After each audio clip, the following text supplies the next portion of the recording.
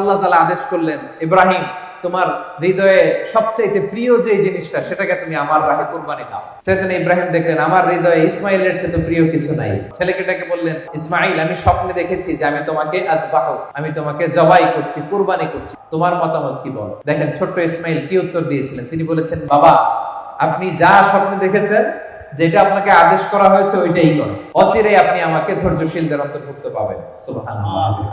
ছেলেও রাজি হয়ে গেল, বাবাও রাজি হয়ে গেল। নিয়ে গেলেন মিনা প্রান্তরে।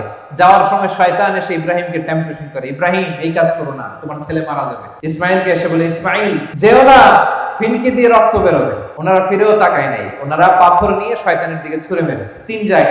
তিন জায়গায় শয়তান এসে টেম্পটেশন দিয়েছে, ধোঁকা দিয়েছে। 3 জায়গায় তারা শয়তানকে পাথর ছুঁড়ে মেরেছে। এই পাথর ছুঁড়ে মারার দৃশ্য, এই দৃশ্য আল্লাহর কাছে এত ভালো লেগেছে, এই 3 জায়গায় কিয়ামত পর্যন্ত পাথর মারা হাজীদের জন্য আল্লাহ তাআলা হাজীদের উপর ওয়াজিব করে দিয়েছেন। জামরায়ে কুবরা, উসতা, সুগরা, এই 3টা জামারাতে, 3টা নিশানাতে পাথর মারা লাগে। 3 সাথে 21টা, আর ইয়ামুন নাহারে আরো 7টা। তো এই পাথর মারাকে আল্লাহ তাআলা ওয়াজিব করে দিয়েছেন। শুরুতে বলেছিলাম যে হজ এবং কুরবানির যত বিধান সব এই ফ্যামিলির স্মৃতিচারণ। এই ফ্যামিলি যা যা করছে এটার রিপিটেশন কিয়ামত পর্যন্ত। এই স্মৃতিকে অব্যাহত রাখবে কে?